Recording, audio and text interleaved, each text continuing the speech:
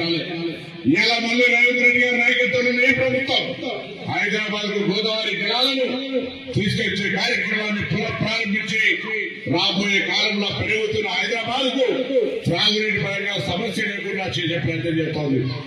10 ఏళ్లుగా డ్రైనేజీలకు సంబంధించి లేదా ఇతర త్రాగునీటికి సంబంధించి పట్టించుకుని వాళ్ళు ఎంతసేపు గుండాయుధంతో బెదిరింపులతోటి రాజకీయం చేయాలనుకునే కేసుల ద్వారా పోలీసు ద్వారా ప్రభుత్వాన్ని నడిపిన వాళ్ళు ఇవాళ సానుభూతి పేరు మీద మీ దగ్గరికి వస్తా ఉన్నారు. ప్రభుత్వం అధికారం డెవలప్మెంట్ అనేటువంటిది సానుభూతి పనిచేసేది కాదు. గతంలో కూడా నారాయణపేటలోనే పాలేరులోనే సానుభూతి మీద ఓట్లు అడిగితే ఎవరు మొన్న కంటోన్మెంట్ లో కూడా అక్కడ జరిగినటువంటి ఉప ఎన్నికల్లో అక్కడ ప్రజలు చైతన్యవంతులై కాంగ్రెస్ పార్టీ అభ్యర్థిని గెలిపించినారు.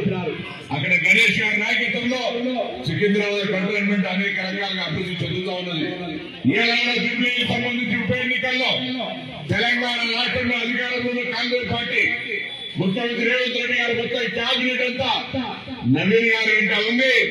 మీరు కాంగ్రెస్ పార్టీ అభ్యర్థి నవీన్ ఆశ్రయించండి, తప్పకుండా కాంగ్రెస్ పార్టీ ఈ నియోజకవర్గంలో ఉన్నటువంటి అన్ని సమస్యల్ని పరిష్కరిస్తాం అనే విశ్వాసాన్ని జిల్లా ఇన్ఛార్జ్ మంత్రి గారు మీ అందరికీ హామీ ఇస్తా ఉన్నా. మీరు నవీన్ యాదవ్ ఆశ్రయించినట్టయితే యువకుడిగా ఉత్సాహవంతుడిగా పనిచేసేటువంటి మనస్తత్వంతో ఉన్నటువంటి నవీన్ యాదవ్ గారు మీ అందరినీ నోట్లో నాలుగేలాగా ఉండి ఈ సమస్యలన్నీ పరిష్కరించాలని చొరవ చూపెడతాడు. ఆయనకు అండగా ఈ ప్రభుత్వం ఉంది.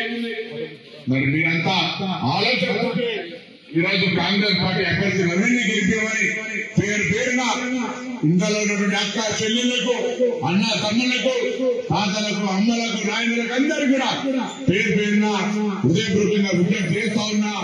11వ తారీఖు ఉదయమే సాయిరాం స్కూల్కి వెళ్లి మీ అమూల్యమైన ఓటును చేతి గుర్తు చేయమని చెప్పి విజ్ఞప్తి